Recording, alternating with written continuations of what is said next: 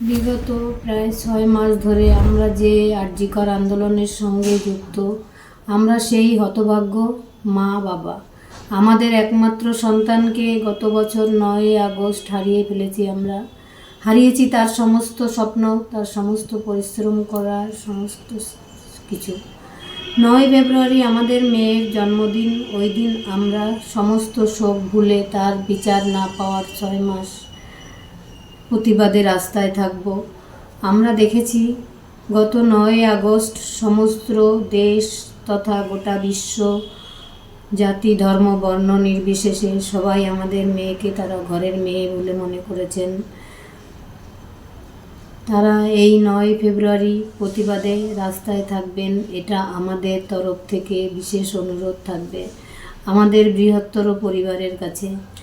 আমাদের মেয়ে MBBS পড়া শুরু করার পর থেকে তার জন্মদিন পালন হতো তার কলেজে। তারপর পাশ করার পর তার কর্মস্থল নার্সিংহোম বা মাতৃসদন বা চেম্বারে। পরে MD চান্স পাওয়ার পরে 2 বছর আরজিকর মেডিকেল কলেজে তার জন্মদিন পালন হতো। এই বছর প্রথম জন্মদিনে ও আমাদের কাছে আর নেই। আমরা চাইব 9 ফেব্রুয়ারি সমস্ত সরকারি বেসরকারি মেডিকেল কলেজ, নার্সিংহোম এবং সমস্ত হেলথ ডিপার্টমেন্ট তার বিচার না পাওয়ার 6 মাসের প্রতিবাদের আলো জ্বালাক।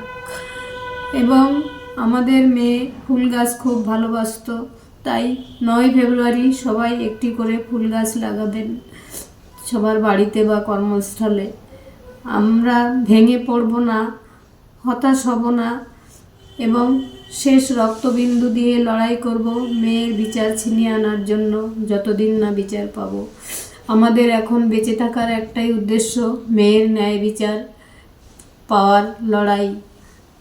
আমাদের সাথে আমাদের এই বৃহত্তর পরিবার সবাই সমস্ত আন্দোলনে উপস্থিত থাকবেন, এটুকুই অনুরোধ এই শোকাহত সর্বহারা মা বাবার।